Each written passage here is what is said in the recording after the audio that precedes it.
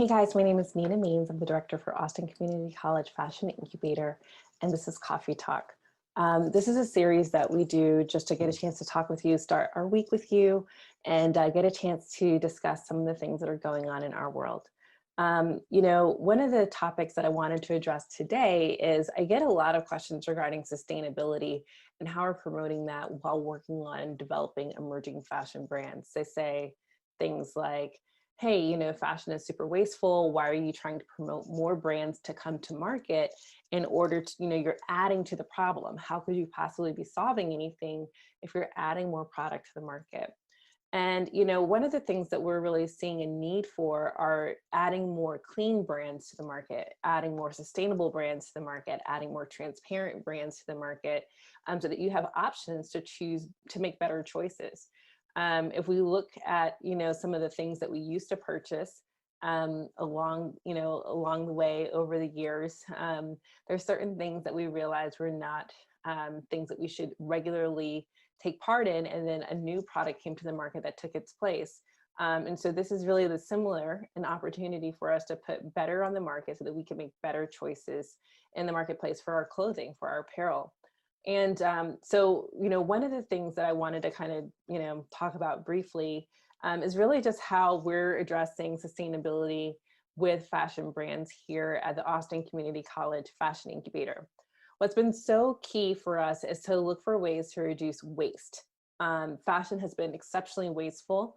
And so in a city like Austin, where it's important for us to maintain really a zero waste, low waste policy, within the city limits, this is something that we really want to help businesses understand how to thrive in that market and how to bring their product to market, understanding how to reduce their footprint, how to reduce what's out there in the world, to consume our landfills, to consume, the places where clothes tend to end up. And so what we want to do is to kind of unpack for you just a little bit about what we're doing in that regard, because it's such an important issue. The environment is suffering so much from a variety of different industries, but fashion has been one of them. So one of the things that we're really focused on is really driving our value through fashion technology. If any of you are familiar with our program, you know that we have $13 million worth of equipment, hardware, and software from Gerber Technology that we use to help support the development of brands here in Austin. We teach students how to utilize it. We do workshops and master classes, but we also help brands understand how to use these different systems to be able to manage a lot of their product digitally before any of it comes to be. So if you think about the process of creating a pattern, testing that pattern, testing the material, coming up with a sample, running the sample again, fixing it, creating another one, putting it on the fit model, taking it off of the fit model, getting into and finally getting to a sample, getting to a stage where you can actually use that product. You can actually say, okay, this is something that we can replicate, something that we can create sizes from, and now it's ready for the market. What typically doesn't get captured in the waste that happens with fashion is it's not just what happens whenever we overproduce from production. Say there's, 100,000 units of a particular style or 50,000 units of a particular style, one style. You are now dealing with all of the waste of what happened before that style actually got to be. So you've got all of the product development, sampling, and product testing and fabric testing that happened before that even came to be. And for an emerging brand, the waste on the product development side can be just as much as the waste on the production side, because the production may not be as high, right? You may not have as many numbers, as many units that you're creating from these styles. So you could really be just as wasteful on, sampling and getting to your actual design as you are if it doesn't get purchased all the way through. So what are we doing? How are we helping brands?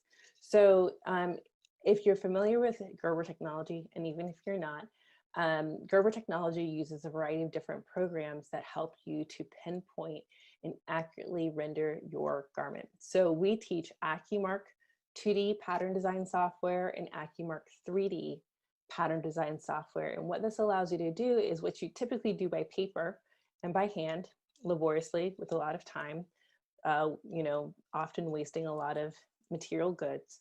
You can actually all do in the computer. You can digitize those patterns. You can draft those patterns directly into the computer. You can clean up your work in the computer. So you see all of your pattern pieces laid out very clearly in your workspace. You can see how all of those pieces come together. Then when it's time to actually see, does the garment look like what I want it to look like? You can actually do a 3D model on an avatar that matches the size of your pattern. Or if you want to adjust that pattern to meet the requirements for a custom client, you can adjust the measurements on the avatar for that as well, which is really, really exciting. So the idea that you're able to make adjustments to the avatar, you're making adjustments to the pattern, you can actually sew the sample in the computer. So imagine all of the different steps that I just cut out by being able to go back and forth between my 2D system and my 3D system to see if my pattern that I've created actually works in 3D.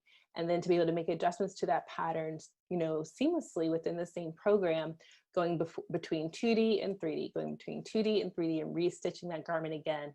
So all of that has cut out, a lot of time, a lot of material, a variety of samples that every time I rendered that digital 3D sample, that this is now one less time that I had to stitch the garment all the way together using material, what we would have typically called sample yardage.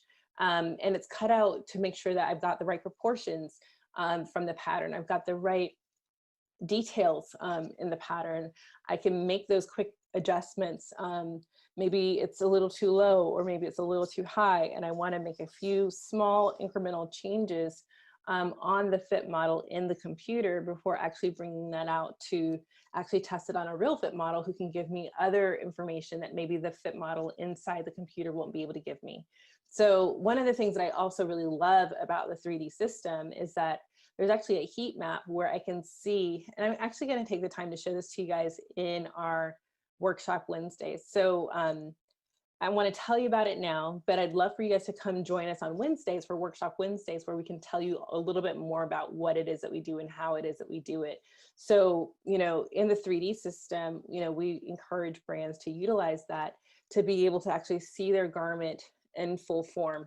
And so this is a really exciting way for them to work because there's a bit more immediate gratification. We always love that. But we also want to be able to make those corrections before spending the time and the money and the effort on an actual physical sample. And by doing this, we've cut down how many times we've created something that will potentially go to waste. This is the beginning of sustainability. And we would say that sustainability is really happening truly on a spectrum. It's incremental changes that lead to long-term results. And so what we want to see are brands that are willing to kind of take the first step to go into these digital spaces and to manage their brands and their products digitally as much as they possibly can before actually going into physical samples. The long-term effect of this should be a much more targeted product that is much more effective for your customer and what they truly want from you, and the ability to not have as much waste in the general population, that we're not adding, to the landfill because we've really been able to pinpoint what's actually needed for your customer. So, needs will continue. Customers will still want new product. We've seen that, we see it. There's been a lot of evolution that's happening amongst the pandemic and what the expectations are for consumers.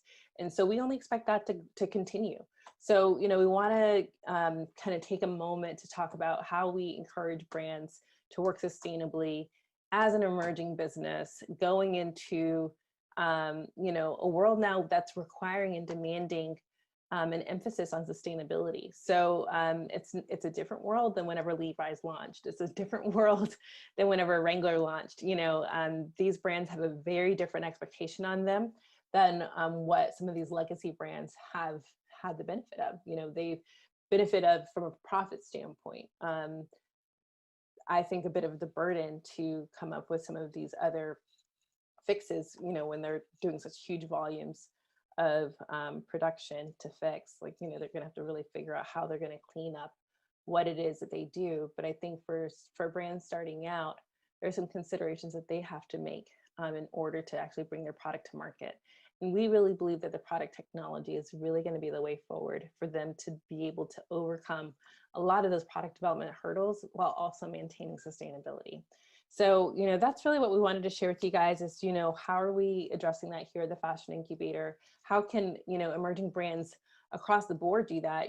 We've gone virtual, guys, for a lot of these things. And so if you're interested in taking some of the workshops that we have available on any of these programs, specifically for product lifecycle management, because that one is a cloud-based program, we'll be offering those kinds of courses available so that you can get a chance to see what those programs can do and to be able to open that up to a wider audience. So, if you're interested, check back with us. We'll provide some additional information for you to participate. So sustainability and emerging brands and fashion technology, are really kind of the things that we are really thinking about right now. And as we're going into the last little bit of this year, we're really looking at how we are going to set up 2021 to really win, and we really believe sustainability and fashion technology is at the forefront. So guys, thanks so much for hanging out with me. This has been Coffee Talk.